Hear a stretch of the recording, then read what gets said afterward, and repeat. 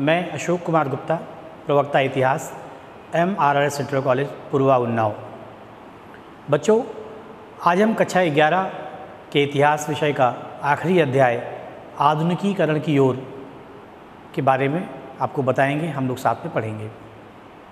हम आशा करते हैं कि आप लोग बहुत ध्यान से, मनोयोग से बताए गए विषय वस्तु को समझेंगे। तो चलते हैं आज के अपने विषय इतिहास के आधुनिकीकरण की ओर। बच्चों, सबसे पहले आप ये ज़रूर समझना चाहेंगे कि आधुनिकीकरण है क्या। जब कोई व्यक्ति, कोई व्यवस्था या कोई देश अपनी पारंपरिक पुरानी रूढ़ियों, जटिलताओं के कारण पिछड़ चुका हो और वो समय के साथ हो रहे बदलाव को स्वीकार करके, आत्मसात करके खुद को बदलता है, ये पूरी प्रक्रिया आधुनिकीकरण कही जाती है।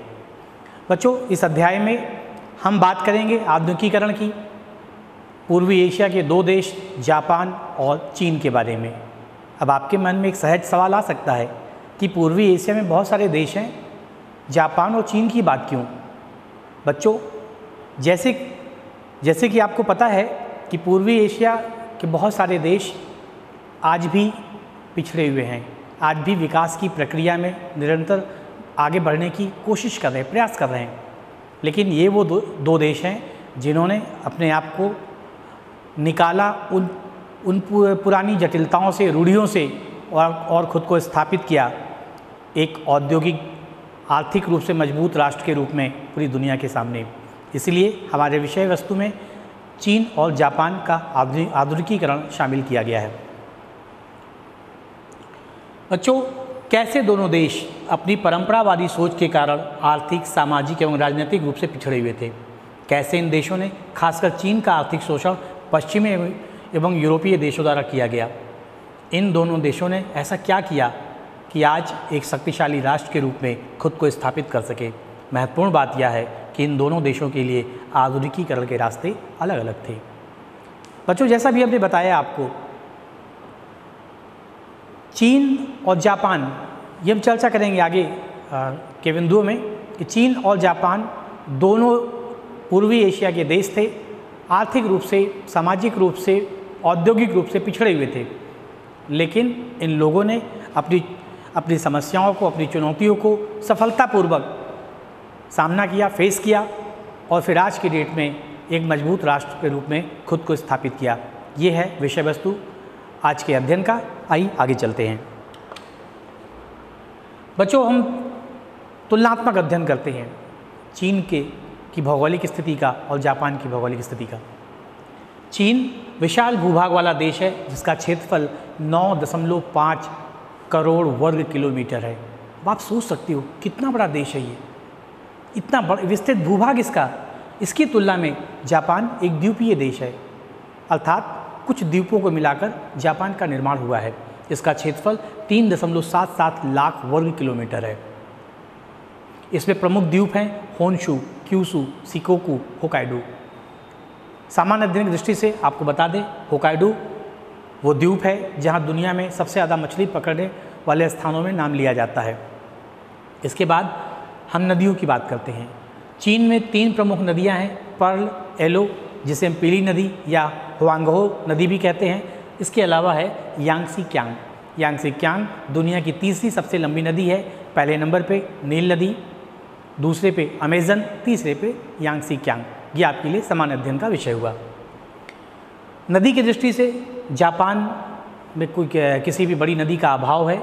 छोटी मोटी कई सारी नदियां हैं जिसमें से एक प्रमुख नदी है सुमीदा, और ये आपके सामान्य अध्ययन का विषय फिर बनता है कि सुमीदा वो नदी है जिसके किनारे जापान की राजधानी टोक्यो शहर बसा हुआ है। अब चीन के भूभाग के बारे में बात करें। चीन का काफ़ी क्षेत्र पहाड़ी विस्तार से घिरा हुआ है और जापान में भी आधे से ज़्यादा भूभाग पहाड़ी है। 3.5% भाग भूकंप प्रभावित है। जनसंख्या की दृष्टि से चीन दुनिया का सबसे बड़ा देश है और इस दृष्टि से देखा जाए तो जापान की जनसंख्या सीमित है। धार्मिक स्थितियाँ, जापान, जैसा कि आपको पता है, एक विस्तृत भूभाग वाला देश है, बड़ी जनसंख्या वाला देश है, तो स्वाभाविक सी बात है कि वहाँ पर अलग अलग धर्म, अलग अलग संप्रदाय के मानने वाले लोग होंगे। जैसे चीन में सबसे बड़ा जो संप्रदाय है को मानने वाले लोग हैं वो है हान। इसके बाद उइगुर मूलतः ये लोग इस्लाम धर्म को मानते हैं। फिर हुई, मांचू और तिब्बतन, मतलब विविधता है। धार्मिक दृष्टि से देखा जाए तो चीन में विविधता है। अब हम जापान की बात करें तो जापान में की जो भी जनसंख्या है वहाँ अलग अलग धर्मों को मानने वाले लोग नहीं हैं, मूल रूप से लोग बौद्ध धर्म के अनुयायी हैं। अब आगे चलते हैं, भाषा की विविधता। बच्चों, चीन में मुख्य रूप से चीनी भाषा बोली जाती है। इसके अलावा कुछ क्षेत्रों में कैंटोनीज भाषा भी बोली जाती है। और भाषा की दृष्टि से जापान में कोई विविधता नहीं दिखाई जाती है। वहाँ की मूल भाषा जापानी है जिसे वहाँ के लोग बोलते हैं। और महत्वपूर्ण बात यह है कि यही वो जापानी भाषा है, एक भाषा राष्ट्र की होने के कारण जापान का एकीकरण या उस पर राष्ट्रीय चेतना का विकास बड़ी आसानी से हो सका। भोजन की विविधता। चीन में मुख्य रूप से चावल, गेहूँ, पेस्ट्री, मांसाहारी भोजन भी किया जाता है, जबकि जापान में मुख्य रूप से चावल और मछली का सेवन किया जाता है। सुशी एक प्रकार का मछली से बना हुआ जापानी डिश है जिसको जापान में बहुत पसंद किया जाता है। ये आपके सामान्य अध्ययन का विषय हो सकता है। जापान की राजनीतिक परिस्थितियाँ। अब बच्चों बात करते हैं जापान के बारे में, जापान की राजनीतिक परिस्थितियों के बारे में, किन परिस्थितियों में जापान था, कैसे वहाँ से निकला। 12वीं शताब्दी तक जापान में विभिन्न राजवंशों के सम्राटों ने शासन किया। इसके बाद 1615 ईस्वी में एडो वंश की स्थापना हुई और शासन की बागडोर शोगुन शासकों के हाथ में आ गई। जापान में तोकुगावा परिवार ने 1867 तक शासन किया। तोकुगावा परिवार ने प्रशासनिक सुविधा की दृष्टि से जापान को 250 भागों में बांटा, जिसे डोमेन कहा जाता है। यह आपको परीक्षा की दृष्टि से याद रखना चाहिए कि डोमेन क्या है। डोमेन प्रशासनिक दृष्टि से जापान को जो जिन क्षेत्रों में बांटा गया था उनको हम डोमेन कहते हैं, जिनकी संख्या कितनी थी? 250। प्रत्येक डोमेन लॉर्डों के अधीन था, जिन्हें डायमो कहा जाता था। अब स्वाभाविक सी बात है, अगर प्रशासनिक विभाजन किया जा रहा है तो वहाँ कोई प्रशासक भी होगा। कैसे वहाँ की व्यवस्था चलेगी? तो जापान में भी वहाँ जिन प्रशासकों को नियुक्त किया गया, लॉर्डों को नियुक्त किया गया, जिन सामंतों को नियुक्त किया गया, उन्हें हम डायमो कहते थे। बच्चों, जापान का जो योद्धा वर्ग था उसे समुराई कहते थे। समुराई मुख्य रूप से शोगुन शासकों और डायमो, जो अभी हमने पहले बताया आपको, ये एक तरह के सामंत थे। इनको सैन्य सहायता उपलब्ध कराते थे। 16वीं शताब्दी में कुछ महत्वपूर्ण परिवर्तन हुए। किसानों से हथियार रखने का अधिकार वापस ले लिया गया। ऐसा निर्णय इसलिए लिया गया कि किसान आपस में झगड़ते रहते थे। इतना ही नहीं, कई बार किसानों ने जापान में विद्रोह कर दिया। इससे वहाँ पर अशांति और अराजकता का माहौल पैदा हो गया। ऐसी स्थिति में शासकों को सोचना पड़ा कि क्या किसानों को हथियार रखने दिया जाए। तो उन्होंने निर्णय लिया कि अब किसानों को हथियार नहीं रखना है, उनसे हथियार रखने का अधिकार वापस ले लिया गया और अब हथियार रखने का अधिकार सिर्फ समुराइयों के पास रह गया, जो जापान का योद्धा वर्ग था।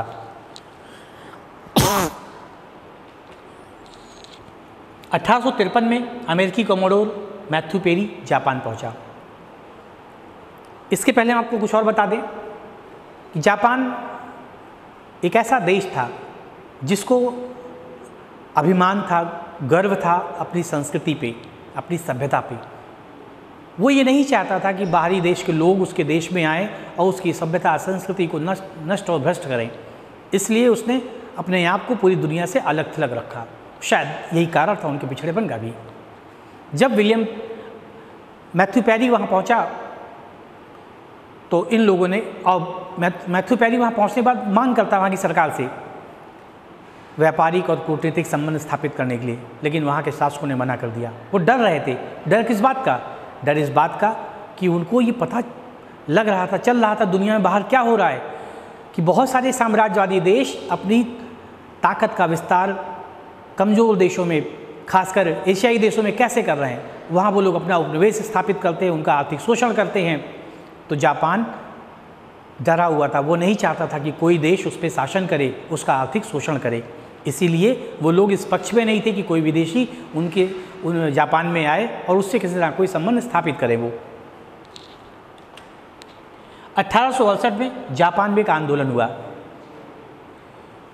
इस आंदोलन के फलस्वरूप तोकुगावा परिवार, जो 1867 तक जापान की सत्ता में था, उसको सत्ता से बाहर होना पड़ा और मेजी सम्राटों के हाथ पे सत्ता जापान की आई। और ये टर्निंग पॉइंट था, ये वो पॉइंट था, वो बिंदु था जहाँ से जापान ने आधुनिकीकरण के रास्ते पे चलना शुरू कर दिया। कैसे? मेजी सम्राट खुले विचारों के थे, प्रगतिशील सोच के थे।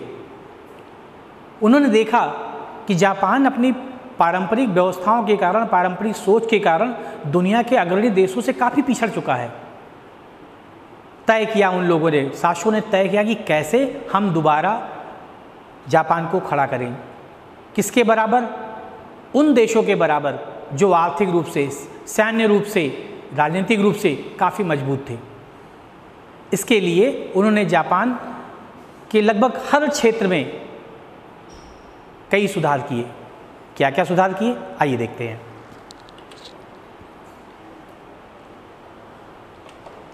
मेजी सरकार ने महसूस किया कि पश्चिमी देशों में औद्योगिकरण ही वो कारण है जिसकी वजह से उन देशों का विकास तेज़ी से हो रहा है। तो सरकार ने सोचा कि क्यों ना जापान का भी औद्योगिकरण किया जाए, क्यों ना जापान में भी उद्योगों को लगाया जाए। इसके लिए आवश्यक सुधार किए गए। इस दिशा में सबसे पहला कदम जापानी सरकार ने, खासकर मेजी सरकार ने, जापान में नए नए उद्योगों की स्थापना के साथ शुरू किया। और महत्वपूर्ण बात यह कि जो भी उद्योग लगाए गए वो पश्चिमी तर्ज पे लगाए गए, जैसे पश्चिम में लगाए गए थे उस तरह से औद्योगिकरण की प्रक्रिया यहाँ शुरू हुई। नए उद्योगों में मित्सुबिशी एक बड़ी कंपनी है, ऑटोमोबाइल निर्माता कंपनी है जापान की, पूरी दुनिया में इसकी शाख है, इसकी स्थापना की गई। ये महत्वपूर्ण बात है, आपको जानना चाहिए, ध्यान रखना चाहिए इस चीज़ को। यूरोप और अमेरिका से नई मशीनें मंगवाई गई। भाई आपको पता है कि जापान पहले इतना विकसित नहीं था, तकनीकी में विकसित नहीं था, प्रौद्योगिकी उसकी बहुत पीछे थी। तो उद्योगों को चलाने के लिए मशीनें कैसे वो बनाएगा? तो उसको यूरोप से, अमेरिका से नई मशीनें मंगवानी पड़ी जिससे उनके उद्योगों को चलाया जा सके। सरकार ने उद्योगपतियों को प्रोत्साहित किया कि वो उद्योग स्थापित करें, उनको सुविधाएं दी। और इसी के साथ साथ किसी भी देश में जब उद्योगों का विकास होता है तो शहरों का भी विकास होता है, और उसका परिणाम था टोक्यो और ओसाका जैसे शहर, विकसित शहर दुनिया के सामने आए। अब बात करते हैं मेजी सुधारों में यातायात और संचार के साधनों का विकास कैसे हुआ। बच्चों, यातायात और संचार के साधनों का विकास उद्योगों के विकास के लिए बहुत ज़रूरी है। इसको ध्यान में रखते हुए 1872 में जापान में पहली बार रेलवे लाइन बिछाने का काम शुरू किया गया। सर्वप्रथम टोक्यो से योकोहामा तक 19 मील की लंबाई तक रेलवे लाइन बिछाने का काम पूरा किया गया। 1874 में कोबा से ओसाका तक रेलवे लाइन बिछाई गई। फिर 1894 तक जापान में रेलवे लाइन बिछाने का काम पूरी तरह से पूरा कर लिया गया। 1868 में पहली बार टेलीग्राफ सेवा शुरू की गई जापान में डाकखानों की स्थापना की गई, और देखते देखते पूरे जापान में बहुत सारे डाकघर खुल गए। जापान में पानी के जहाज़ों के निर्माण का भी काम शुरू किया गया, और इसी का परिणाम था कि आने वाले कुछ ही वर्षों में जापान एक नौसैनिक शक्ति बनकर उभरा। जापान में ऑटोमोबाइल बनाने के कई कारखाने स्थापित किए गए। आज सुजुकी, मित्सुबिशी और निसान जैसी मोटर कार बनाने वाली कंपनियों ने पूरी दुनिया में अपनी पहचान बना ली है। शिक्षा के क्षेत्र में सुधार। 1868 में मेजी शाही घोषणा पत्र में कहा गया, हर स्थान से ज्ञान प्राप्त किया जाए। सोचिए बच्चों, ये कितने खुले विचारों की सोच थी सरकार की। शिक्षा कहीं से मिले प्राप्त करना चाहिए, कोई भेदभाव नहीं। और शायद ये कारण था उनके आगे बढ़ने का कि उन्होंने शिक्षा को खुले मन से स्वीकार किया। बाशो शिराबेसी नाम की संस्था स्थापित की गई, जिसे बाद में एक शैक्षिक संस्थान के रूप में बदल दिया गया। नए नए विद्यालय और विश्वविद्यालय खोले गए। महत्वपूर्ण बात ये सारे विद्यालयों में जो पढ़ाई होती थी वो पश्चिमी देशों के तर्ज पे होती थी। जिस तरह से जो पाठ्यक्रम वहाँ अपनाया गया था, उस तरह के पाठ्यक्रम को इन विद्यालयों और विश्वविद्यालयों में अपनाया गया। 1871 में जापान में पहली बार शिक्षा विभाग की स्थापना की गई। राष्ट्रप्रेम और नैतिकता की शिक्षा पर विशेष बल दिया गया। बच्चों, ये भी सोचने वाली बात है कि पाठ्यक्रम में राष्ट्रप्रेम और नैतिक शिक्षा को शामिल करने का उद्देश्य क्या हो सकता है। दो उद्देश्य होते हैं। एक तो राष्ट्र के प्रति प्रेम की भावना, हम राष्ट्र को अपना माने, हम उसके विकास के लिए लगातार योगदान दें, ये राष्ट्र प्रेम है। ऐसा कोई कार्य ना करें जिससे राष्ट्र का अहित हो, ये राष्ट्र प्रेम है। नैतिक शिक्षा इसलिए कि हमारा सामाजिक जो ढांचा है, हम कैसे सौहार्दपूर्ण तरीके से दूसरों के साथ रहें, कैसे अपने माता पिता की सेवा करें, इज्जत दें। ये बड़ी बात है कि ऐसे विचारों को यहाँ शामिल किया गया। और मेजी सरकार में इस बात का विशेष ध्यान रखा गया कि कोई भी जापानी शिक्षा से वंचित ना रह जाए। मुद्रा व्यवस्था में सुधार। अब तक जापान में विनिमय का माध्यम चांदी और सोना था, अर्थात जो भी व्यापार चलते थे वो सोना और चांदी के माध्यम से चलते थे। इस व्यवस्था में बड़ी मात्रा में सोना और चांदी देश से बाहर निकल जाता था, जिससे मेजी सरकार चिंतित हुई। वो चाहती थी कि इसका विकल्प ढूंढा जाए ताकि इस तरह की बहुमूल्य धातुएं उनके देश से बाहर ना जाएं। तो उन्होंने कागजी मुद्रा का प्रचलन शुरू किया। और बच्चों, आपको बता दें, आज की जापानी मुद्रा येन इसी का परिष्कृत रूप है। आज जापानी येन दुनिया के प्रमुख मजबूत मुद्राओं में से एक है। बैंकिंग सुविधाओं का विकास। जापानी अर्थशास्त्री ईतो ने के सुझाव पर अमेरिकी मुद्रा विनिमय और बैंकिंग प्रणाली के आधार पर मेजी सरकार द्वारा 1872 में जापान में बैंकों की स्थापना की गई। 1873 में जापान का पहला राष्ट्रीय बैंक स्थापित किया गया।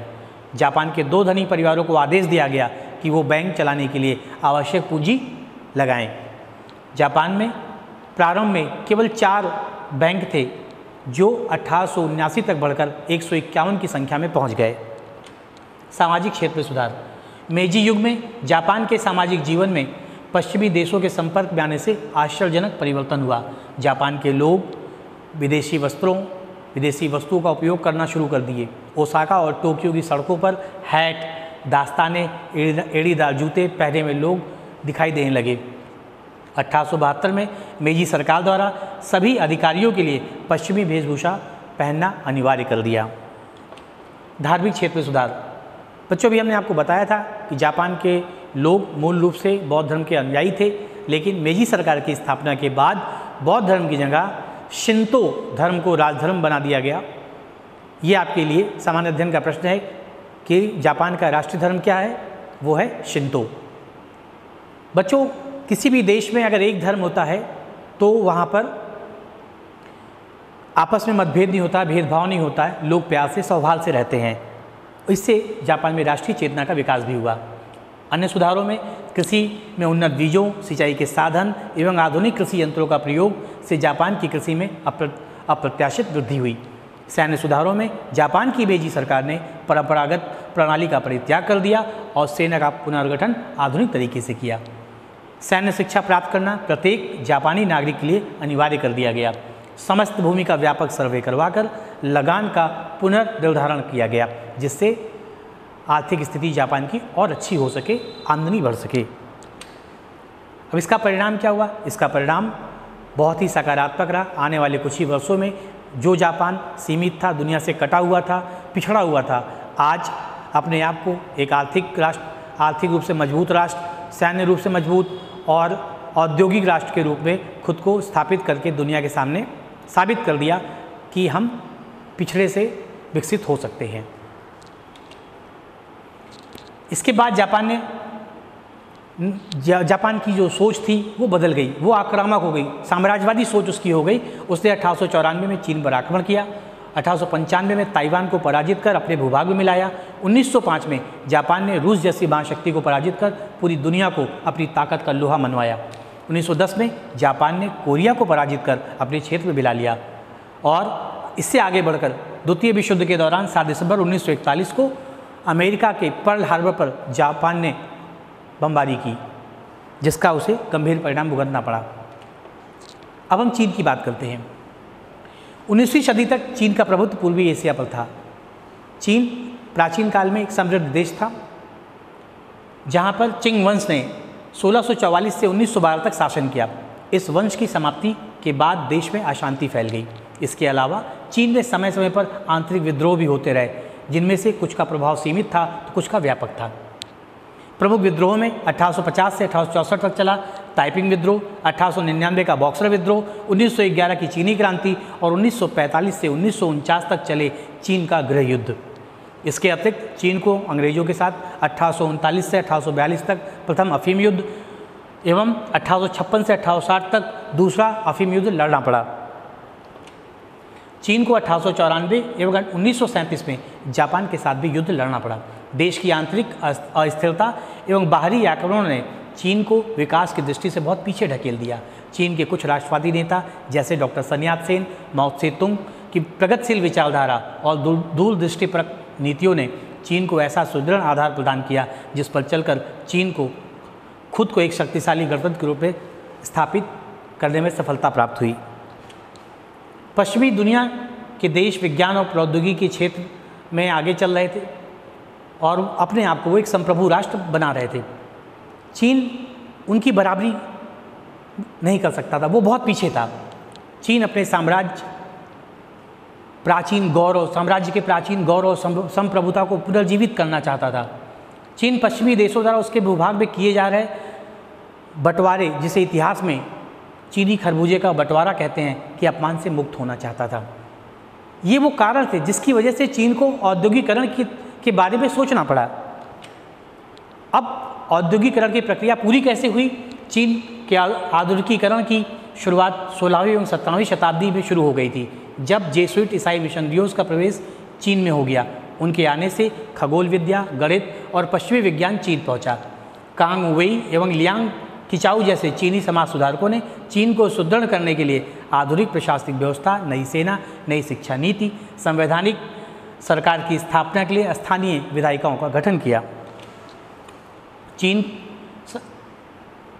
चीनी समाज सुधारक इस बात पर विशेष ध्यान दे रहे थे कि कैसे चीन को साम्राज्यवादी उपनिवेशवाद से बचाया जाए। चीन के प्राचीन कन्फ्यूशियसवाद की विचारधारा, जो अच्छे विचार एवं उचित सामाजिक संबंधों के सिद्धांत पर आधारित थी, को पुनर्जीवित करना चाहता था। चीनी छात्रों को पढ़ने के लिए जापान, फ्रांस, ब्रिटेन भेजा गया और बाद में ऐसे लोगों ने वहाँ से पढ़ाई करके चीन में गणतंत्र की स्थापना में महत्वपूर्ण भूमिका निभाई। डॉक्टर सन यात सेन का चीन के आधुनिकीकरण में योगदान। डॉक्टर सन यात सेन आधुनिक चीन के निर्माता, चीनी राष्ट्रवाद के जनक थे। उन्होंने 1905 में तुंग मिंग हुई नामक क्रांतिकारी संगठन की स्थापना की। उन्होंने चीन में एक नए राजनीतिक दल कुओमिंतांग की स्थापना की, जिसने 1911 में मांचू शासकों की राजतंत्रात्मक शासन व्यवस्था को समाप्त कर चीन में लोकतांत्रिक सरकार की स्थापना की, जिसका नेतृत्व उन्होंने स्वयं किया। डॉक्टर सन यात सेन ने मुख्य रूप से 3 सिद्धांत दिए: सन, मिन, चुई, जिसका अर्थ है राष्ट्रवाद, लोकतंत्र और समाजवाद। राष्ट्रवाद अर्थात मांचू साम्राज्य को समाप्त करना और चीन के नागरिकों में राष्ट्रीयता की भावना का विकास करना। दूसरा लोकतंत्र, चीन में राजतंत्रात्मक शासन व्यवस्था को समाप्त कर उसके स्थान पर लोकतांत्रिक सरकार की स्थापना करना। समाजवाद, पूंजी का नियमन एवं भू स्वामित्व में बराबरी, अर्थात पूंजीपतियों के हाथ में जो पूंजी केंद्रित थी उसको वहाँ से लेना और समाज में समानता स्थापित करना।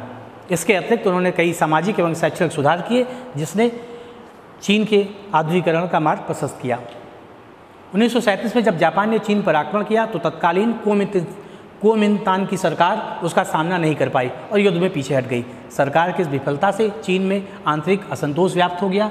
1945 से 1949 तक चीन में महंगाई की दर 30% तक बढ़ गई थी। 1943 में माओ त्से तुंग की विचारधारा से प्रेरित होकर साम्यवादी दल ने कुओमिंतान पार्टी पर विजय प्राप्त की और चीन में साम्यवादी सरकार बनाई। चीन में नवगठित साम्यवादी सरकार ने अपनी दूरदर्शिता, प्रगतिशील नीतियों के कारण चीन का सामाजिक, आर्थिक, प्रशासनिक, राजनीतिक एवं सैन्य विकास तीव्र गति से किया। साम्यवादी सरकार ने निजी हाथों से कारखाने, भू स्वामित्व का अधिकार वापस लेकर देश में साम्यवाद की विचारधारा को धरातल पर उतारा।